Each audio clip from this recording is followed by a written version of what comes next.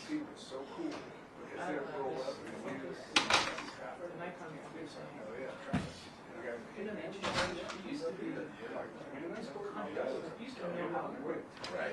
So, but now it focuses by color. Really? Yeah, so I remember I explained it to me, I appreciate it, but I cannot get it. It makes no sense to me. Right.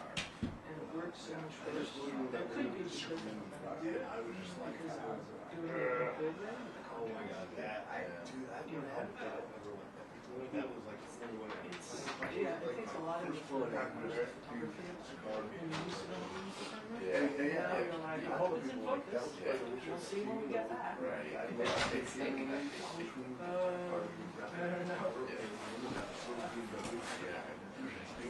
Yeah.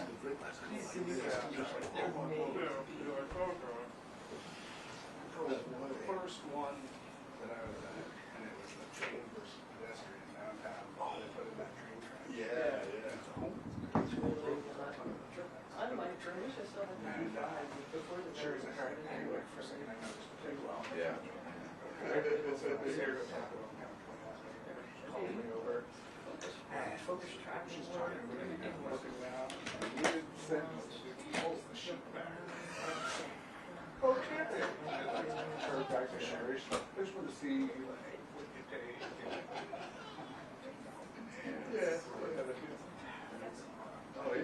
Yeah, that sounds good. Sure, you right there. I was at May of 2002. Oh yeah.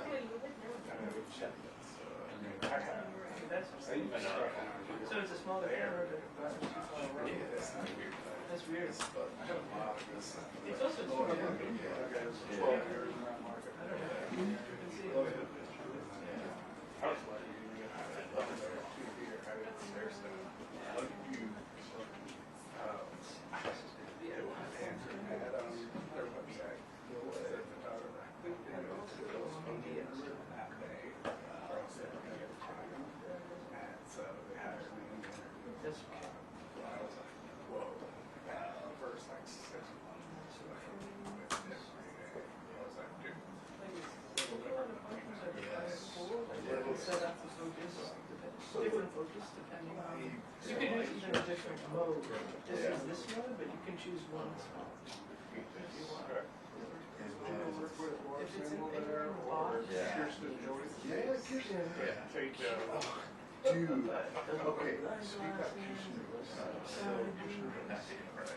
and you have to be able to set it up so you can quickly I change didn't go down meetings. the one that's going to work. So And guess what? Here comes Kirsten. She's that job. And years go by, I go to Vegas. And she's at CSA show. And I yeah. That's why it's very fun. She was a teacher. Yeah, she was at But we used many different not scenarios. So pissed that I got out of it, but we had a story down in Person High. They're not really optimized for that. They're optimized for your sports photography.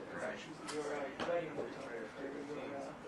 Checks the door and she said, Carson, how did that water? Or a shooting shooter, that would be a good idea. I lost it. There's a lot of pictures out there. Our big show is there. How to appreciate sports. So we started. You know, there's a lot of changing. Yeah. Yeah. Did you ever work with Malina Curtains? Yeah. We want to be clear. You see a picture of her? Yeah, I do remember working with the radio gal. Tall, blonde. Yeah. No, I remember. No, I do know his name, but no, yeah. So yeah, dude, I don't know how I did that. It's 2 feet. It's the nature. Send it to me. So I said, all right. It's so amazing. All these money.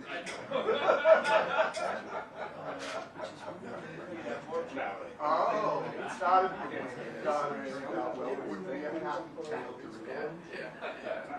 And you can have it for Same story plus the snow, plus the angry people. That might be Here, because you were before that. was like, so many others. I actually had an opportunity to listen to you guys, but my thing is, I don't know. So, that group of so like, they were on 5 days, and it was like, I'm like, oh yeah, and it was this, or it was UC, and it was, you know, just Really, really good. and they were just, you guys, hey, I just want to. There's so many hours. Cool. So, It's worth listening to. okay, yeah. I definitely. Nice. Yeah. There's some songs. Okay. How long have you been there? It'll be 11 years in March. Yeah. Five staff.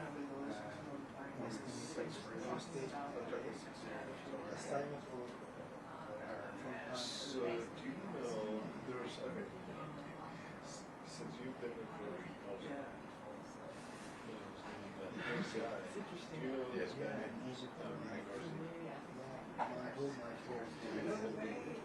So, Ruby, That's the way it is. so, they're like, he was okay, so, Oh, I know. It was an advertisement. And you would rise on the TV. You know, they don't get advertising on YouTube. It's not optimized for that. So these little advertisers, they were talking about being present on this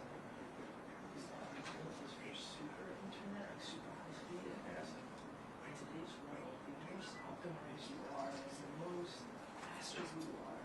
That's the only way to survive. And so we have this internet guy, which is like 100 times faster. And I just thought it was like funny. It was like so blatant. Yeah. You know, there used to be a guy there for 10 minutes and we were doing good about it. But it was like, you need to be a machine. We can help you do this. That's what that feels like. Like, I mean, if you want to get to like, so this, now this is just going through, so, I'm on CBS,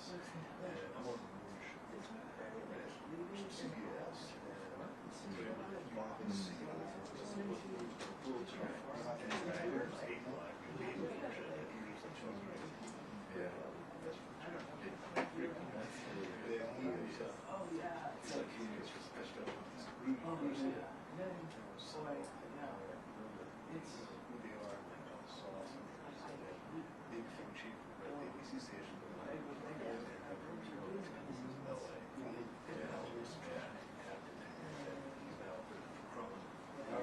It's interesting. It's interesting as long as but yeah.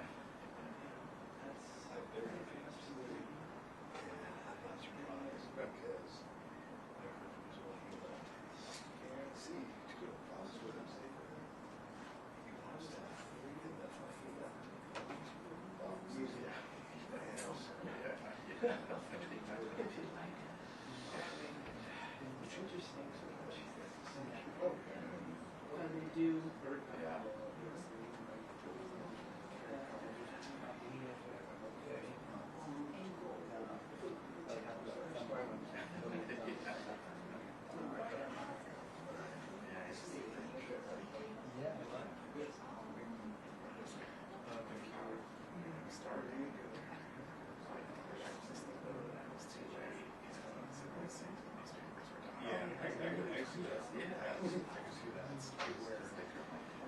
So we were down the street almost down the street.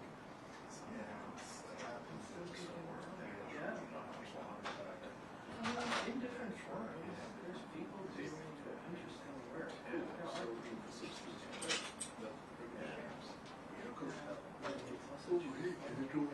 Just like That's not yeah, I remember.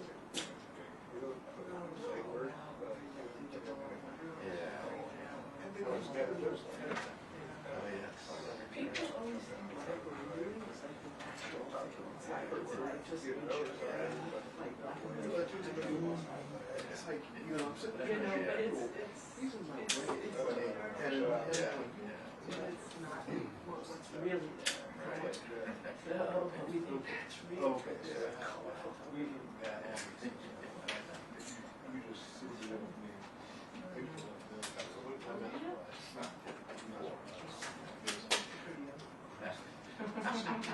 You don't feel it?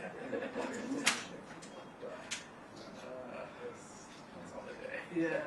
Well, that's the other thing that I noticed. I just started going to gym. I started to feel a little bit better in the body. I don't have some. I don't know if it did. You know, it's stamina. Absolutely. I don't have the stamina. Yeah. Before I get to 9, then stay up at night and read books. I don't know. I don't know. Physical. Yeah, it makes sense. Especially with personality. Because I was off. Yeah, right now, that was a bull market that started. We had, It's like, otherwise, hotel fire. I don't think it works. Yeah. So, it doesn't help work. That one was, I was the graveyard with the care all the time. And all week night, showed up. I go on Tuesdays to do our Dead silent. I was like, where's the scanners? Sometimes I go to the AFP office and I just don't really Producer was like, I turn them down, there were too loud, I couldn't think. I'm like, what, excuse me? And so I go and turn it up, and the first thing I hear when I turn it up is, we got fire on first, second floor, guys jump off the third floor balcony. And I knew it was downtown. And I was like, don't turn those scanners on, send me a reporter too. And I hopped in the truck. Wow. And I followed the smoke before he called me. And he's like, it's the mitzvah hotel. But you're right, like sometimes it's just fully in gold. generated out of that. It usually does. Yeah. So I haven't been here. Half part of the halfway house. This woman had gotten out of prison and made an advance towards another woman. And chick was Pretty useful. and the lady got pissed. So they had lined up all these old mattresses outside of rooms because they just put in brand new mattresses and they're waiting to pull it out. She puts the mattress in front of the woman's door and soaks it in vodka and lights it on fire. And killed 13 people. Good Lord. Yes. And so we're down there getting the best fire footage I've ever gotten. Firefighters were carrying guys down the ladder and shit. And we're there this morning doing Italian chiefs interviews and stuff like that.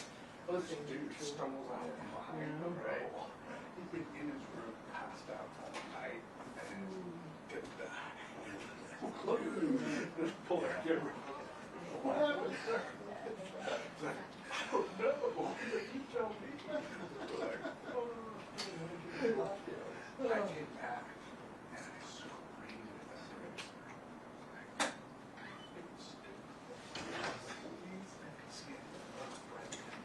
Yes. It's really great. It's like, you're really lucky that something came in and turned this on. Had you not had that escape look, you'd been fired.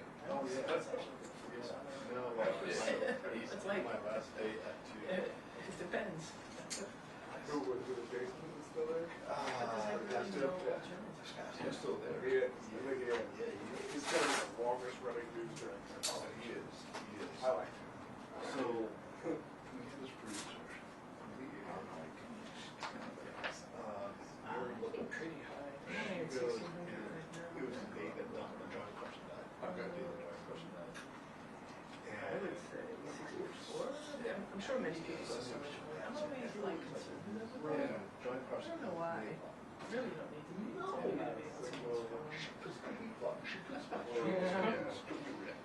the sweet story, like the A-plot, like the lead up, more like you are so dumb. Johnny Carson's really Actually, it's Right there. Are you happy? It's like, oh, right. This is that was on Twitter before Twitter was the wires. Let me check this. I'm all for I mean, shoot, I mean, you got to still talk about, not a producer, but I know, we've been in enough situations to know what's A-Block. And Johnny Carson died. Like pre-A-Block, which is all freaking teasing. I know, everything. web, everything. I was just thinking, how did That was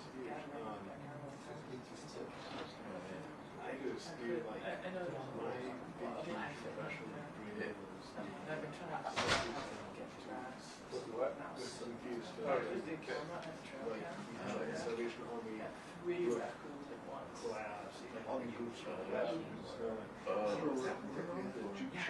We're done.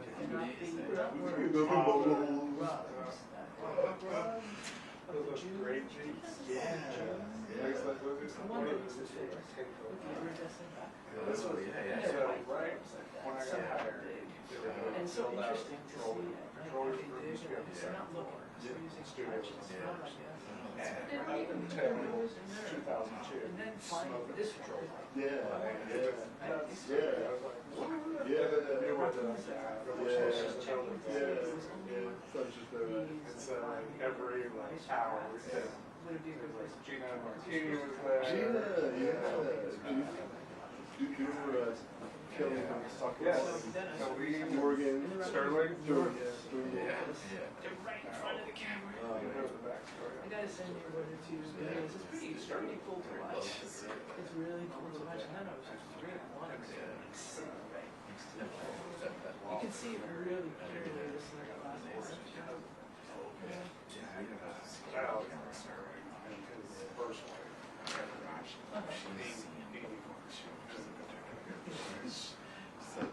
we were there with John Mercer for there. Oh, really? Oh, and you so they makes it a lot easier to find Jenny Buckley, the version going crazy. we're getting divorced. They walk out all the way. Twins. So I guess the scenes Kurt's parents. See you there, so he was in motion. Yeah, it's interesting. Neil Paul Nelson. Yes. Yeah, Paul. We all know Paul. Yeah. Great friend was there. Yeah. So Kurt is like, Jenny. It's like, oh, that was worse than pretty young. It's just started. That's back. So,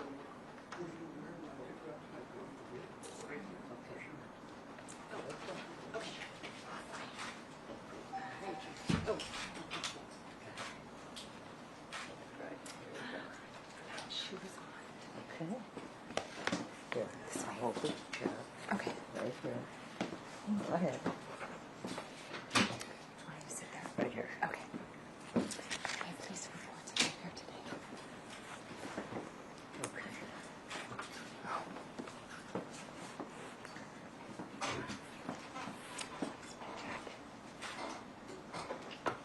Where's she going? Okay. Okay.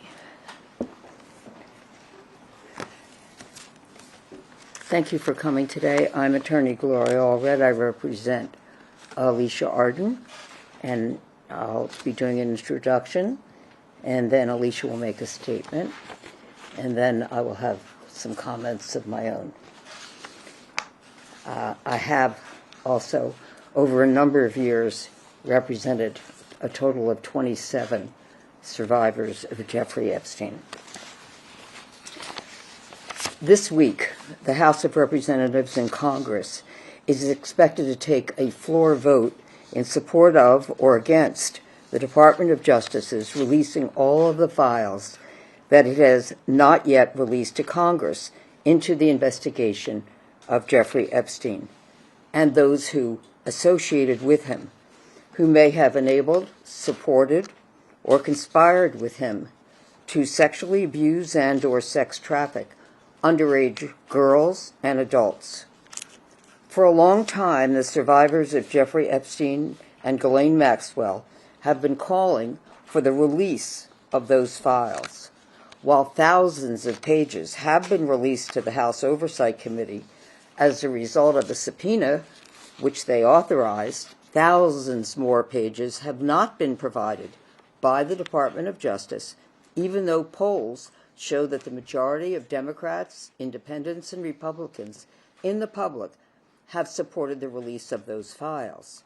Their survivors have made it clear over and over again that they want transparency and they want to know the whole truth. concerning how Jeffrey Epstein and Ms. Maxwell were able to sexually victimize and sex traffic children and adults for such a long period of time.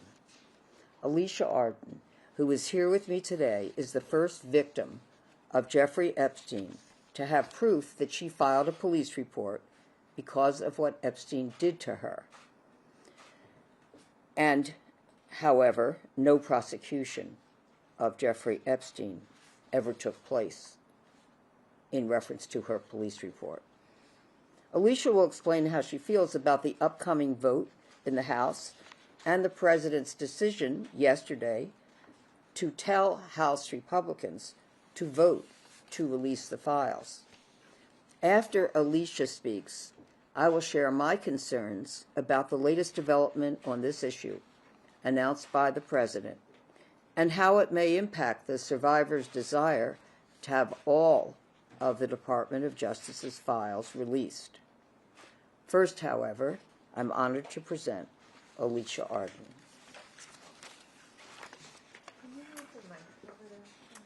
Closer? Yeah. Sure.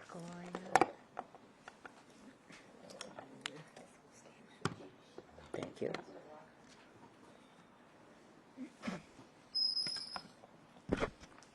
Okay. Thank you, Gloria. And thank you all for coming. And this has been a very... Could you speak up a little? Oh, okay. Thank you, Gloria. Is that better? Thank you. Thanks all for coming. This has been a very emotionally draining week for me, as I'm sure you all can imagine. And it's been very emotional for so many of the survivors, myself, of Jeffrey Epstein. And the current administration promised during the campaign to release the Jeffrey Epstein files, but all the files were not released due to the House Oversight Committee, even though the campaign and the committee had subpoenaed them. President Trump just told everyone to just move on. And then this week, revelations came out in emails from Jeffrey Epstein's estate, which mention President Mr. Trump. And that same president who told us to move on threatened a Republican member of Congress who changed her vote to support the survivors. And then, when it became clear that many Republicans wanted the vote to release the files, and then the president changed his position. And as now told Republicans in the House to vote for the Department of Justice files to be released. So, as you can imagine, the events of this last week has completely been, it's hard for me to say, it's been very much a complete slap in the face to the victims, myself, who are just reaching and searching for justice in this matter. The only thing that we really learned from last week is that those in Washington are more concerned with playing political games than they are with being honest with the American people and helping the victims. Myself, of Jeffrey Epstein, the victims of Jeffrey Epstein, and Miss Maxwell. And this week, the House of Representatives will finally have the opportunity to decide if the Epstein files will be released. So, speaking as one of the victims, I beg you to release these files once and for all. I mean, there is no valid reason for refusing to do so. So you can't claim that it is to protect the victims. I mean, when it is the victims, myself and the victims, that have been calling for the files to be released. I mean, this should be really an easy bipartisan issue. And why would there be a single no vote? My hope is that finally these files will be released. And those who were complacent in Jeffrey Epstein's crimes will finally be named. And the American public will get the transparency that they've been promised and which we all deserve and they deserve. But if the House does not vote to be releasing these files, it will be very disappointing to all of us. And I mean, what reason could they possibly have for keeping this information such a secret, unless it is to protect themselves? And I believe that. What could they have? It's in order just to protect themselves at the expense of myself, the victims, all of the public. And the more that we are denied the files, the more we assume that the very politicians who vote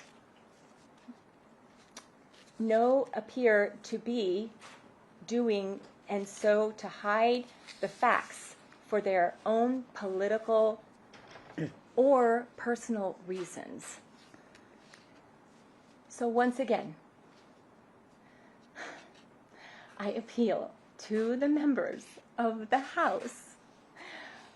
Vote to release these files so that we can finally see who else helped Jeffrey Epstein and who else victimized so many children and adults.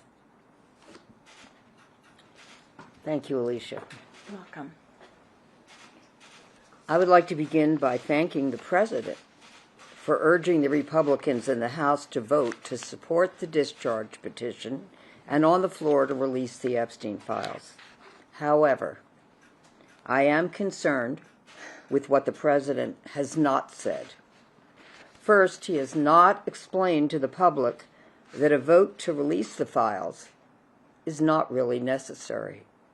The House Oversight Committee has already subpoenaed the files, and some of the files, but not all of them, have been released. The committee could seek a vote holding the Department of Justice in contempt, but most likely they do not have enough votes to take that step. Further, the Department of Justice could have released all of the files and still could, voluntarily. They did not need a vote in Congress or a subpoena to do that. However, because they have not released all the files, certain members of Congress want to vote on this issue, and now they'll have the opportunity to do that.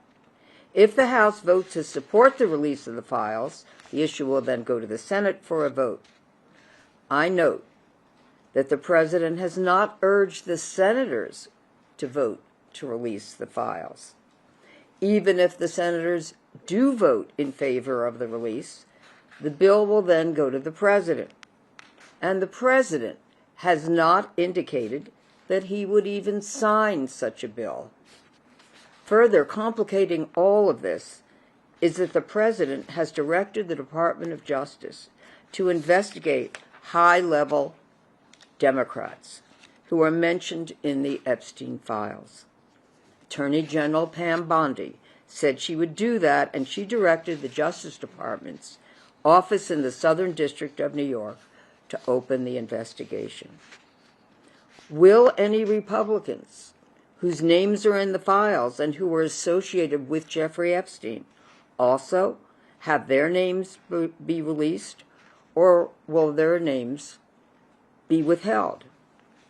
Will any of them be prosecuted if there's sufficient evidence to do that? Will the release of the names of Democrats in the files contaminate any future prosecution of those individuals named in the files? Also, Democrats who are being investigated should be able to argue selective prosecution, which appears to be political persecution. There are many more questions that flow from the president's statements and lack of answers to other important questions. The road to full transparency will be a long one, but I feel that the courage of survivors to persevere will help us to find the answers to many questions that they have. I look forward to as much justice as is still possible for all of the brave survivors. And I'll be happy to take any questions, and Alicia can take any if she wishes to. Ms. Allred, I have a question. Would you speak up, please? Thank you. Yes, I have a question. Emily Valdez, KNX. I recall the survivors saying that they were going to put together their own list and release it. Do you have any update on that? The question is that she recalls the survivors indicating that they would put together their own list of others, third parties, in addition to Jeffrey Epstein and Ms. Maxwell, whom they allege sexually exploited or sexually abused or sex trafficked them. The question is, have they done that? The answer is each one of them knows their own truth. They don't know what happened to many others. There are alleged to be 1,000 victims of Jeffrey Epstein. I'm not sure if anybody knows the exact number, but many. So they may know what happened to some of their friends, but maybe they don't know the whole picture. That's what they're looking for. As to the actual release of the names, that would be very dangerous for the survivors to do it. And there are many attorneys involved, and I have no doubt that the attorneys have warned them that if they release the names of others who sexually abused them and said, Mr. X raped me, Mr. X sexually assaulted me, that they could be sued by the person whose name they released, who would then say, you have accused me of a crime because rape, sexual assault of a child, these are crimes. And that person was likely to say, you have defamed me, I'm innocent, I didn't do it, and therefore I have filed a defamation lawsuit against you. Most of these survivors do not have sufficient funds to pay an attorney to defend them against a civil defamation lawsuit, which could run hundreds of thousands to potentially over $1 million in fees and costs. That's a danger, and they could be tied up for years in depositions and in that lawsuit, even if it goes to trial, which it may or may not ever go to trial. Having said that, I would be really surprised, anything is possible, if a survivor decided to release all the names that she knows about. Now, I believe that it was a member of Congress, perhaps it was Marjorie Taylor Greene, I'm not sure, who said that she would release all the names on the floor of the Congress. Well, she would have some legal protection if she did it during a congressional proceeding. However, she's likely to be asked at some point who gave her those names. And then if it comes out that the survivors did, or any of them did, it may be that the survivors, again, will have further legal troubles. So the answer is, I don't know what will come next for the list of the survivors. accusers, well, the survivors who are accusing a third party? Okay, thank you. Good, great question. How would they do that? Are there any other questions for Alicia or from myself? Do you know Spanish at all? Sí, un poquito. Enough to answer questions? No. Or say anything in Spanish? Probably. Yes or Un no? poquito. Probably not A enough, little, but probably not enough. A little, un poquito. but It's if muy you... mal, the situation. And I want it to be muy bien. It's muy mal, Okay. this situation. If you'd like to wait until afterwards, I could have somebody translate for her. Okay, be happy to do that. Is there anything further? Any other questions? The last one was a very good one. Okay. I'll ask, what would you love to see happen, like, for your case and for just this whole overall situation? What would be the greatest thing you'd like to see in your guys' order? Well, yeah. There's no case pending right now, because in reference to the criminal case of Jeffrey Epstein, he's now deceased. And in reference to Ms. Maxwell, the Supreme Court did not agree to hear her appeal. And so the only hope for her will be a pardon or commutation from the president, which reportedly she's seeking. But in terms of the survivors, they've always wanted truth and transparency. They would like to see all of the files released that the Department of Justice has. That, in other words, that would include investigative files from the FBI, from Homeland Security, and from any prosecutions which took place. I mean, the Jeffrey Epstein prosecution had begun, and then he died mysteriously in New York in custody. And they'd like to see all the files released from the Ms. Maxwell case as well. So that's what they're fighting for, is accountability and justice. It's not over just because there's been conviction of Ms. Maxwell and death of Jeffrey Epstein. I just want to add there's been a great deal of criticism of Todd Blanche, the Deputy Attorney General, who interviewed Ms. Maxwell in prison and who has now said recently, when some inconsistencies arose in the answer she gave him that day compared to other responses she had given in the past, that he didn't have in his possession, or the Department of Justice didn't have, emails from the estate of Jeffrey Epstein. So that raises even more questions. Why didn't they, if they didn't, why didn't the Department of Justice ever subpoena the emails in the Jeffrey Epstein files of the estate? How could a Deputy Attorney General of the United States go in and interview a convicted felon without having possession of those files? Again, more questions than answers. I don't know any prosecutor who would have done that. And of course, to have that high-level prosecutor even interviewing Ms. Maxwell is also very suspicious as well. Any other questions? If this doesn't work, you know, Trump wanting to release the names and stuff, what do you think would work to finally, like, get these files, get these names? Like, this case has been going on for a long time. And again, now, because he's directed the criminal investigation of these high-profile Democrats, such as former President Clinton and others,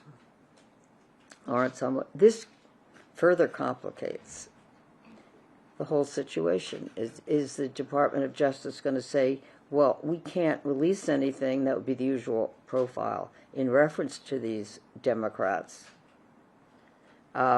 because we're investigating them, so we can't let the public know any evidence about them. So will they use that as a reason not to release that part of the files?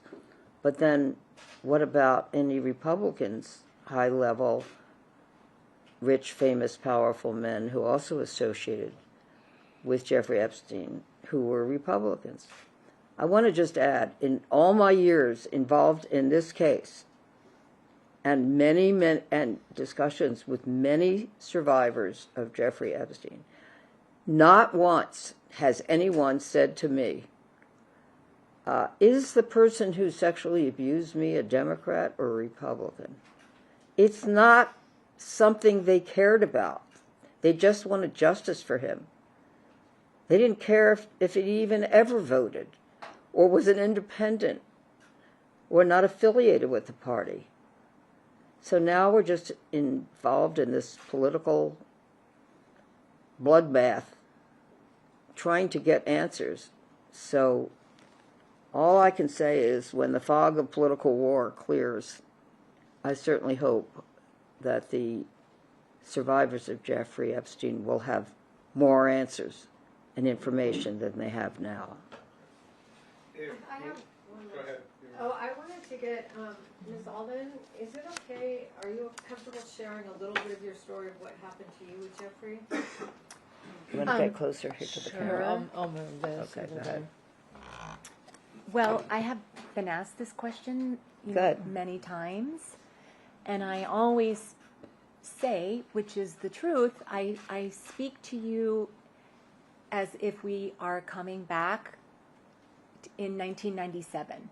So this happened to me in 1997. So if you come back with me, is a different time in 1997, which I thought I was highly always modeling and acting. I was auditioning for Melrose Place and Beverly Hills 90210, and I was working on Doogie Howser, and I was doing many shows and many modeling lingerie ads, and I did all these things and I was in Playboy, but I was in lingerie. But on the left side of me was Cindy Crawford in the magazine and Claudia Schiffer, my two favorite Victoria's Secrets models, and I'm in the magazine with them. So I thought, I'm going to send my pictures to New York. And I somehow got wind of him from a friend of mine that was pursuing him for some type of real estate. And she went to meet him. And then he asked her, and he came to California from New York, and he had already seen my pictures. Meaning Jeffrey Epstein. Jeffrey Epstein. Okay. Yes, and he wanted to meet me. So I was notified and called by his secretary, which to this day I think could have been Ghislaine Maxwell, but I don't know for sure. So I did go meet him. He ended up meeting my friend first, Jeffrey Epstein, and he had asked, do you know anyone that wants to be in Victoria's Secrets? And she said, no. And then she said, I don't want to be in Victoria's Secrets, but my friend Alicia does. And Jeffrey Epstein said, have her call me. And anything else, and anyone else who wants to be in Victoria's Secrets. Which is why, to this day, it makes perfect sense to me now that he was recruiting what we all saw that he did, but I didn't know that that's what he did and became of him. Where did you meet him? I ended up in the hotel room with him for what I thought was a Victoria's Secret's lingerie catalog audition. And which hotel was that? Shutters in Santa Monica, California. And I wanted so desperately, like any model, to be in Victoria's Secrets. And I know that I could, because I was doing so much other, and I know I could do it, and I know I could be in there based on my beautiful modeling pictures. And so we were there in the hotel room, and he opened the door. He was barefoot in what appeared to be a suite with a kitchen and a whole entire living room. It's very expensive to stay there and be there at Shutters.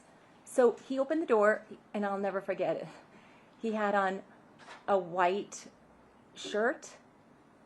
It might have been Fila at the time, and black lingerie pants. No, black sweatpants. Sweatpants, not lingerie. Okay. Sweatpants, and black. Oh no, he was barefoot. So he wanted to see my portfolio, and so it was going well until he said, "Come closer to me, and then I want to start handling you." He asked me to turn around, and normally in an audition you might end up in a bathing suit, and you take off your wrap and you in a bathing suit and you model and turn around, which is legitimate to do that. But then he wanted me to come closer, and he started touching me, and I just couldn't handle it anymore. And he said, "Let me manhandle you," which I've never heard that word, and it's very upsetting because he said that to me. I've never forgotten it. And he wanted to manhandle me and start touching my buttocks, my stomach, my hips and thighs, and my chest, and it just was becoming apparent that I just felt like I was going to just involved in a situation I didn't want to be in. So I wanted to leave. And so I said, "Jeffrey, I'm going to leave." And then he said to me, "I will give you $100. And to this day, it's so hard for me to say, because I said, "I'm not a prostitute. I only want to be in Victoria's Secrets. I only want to be in the catalog." And I didn't take it. I threw it on the table, and because I did not want to go on what all the touching anymore. It was not right. It's not what happens in an audition. So I said, "I'm taking my portfolio and I'm leaving." And I'm leaving. So I left, and he's following me out of the room, and he gave me the $100. And I didn't know really what to do. So I decided to take it, because if you've been a model and actress in LA and you are living in Hollywood, driving to auditions in Santa Monica in LA, it's a lot of gas. So then I did. And I said, "Okay, I'm leaving." And so he followed me to valet parking in the Shutters Hotel.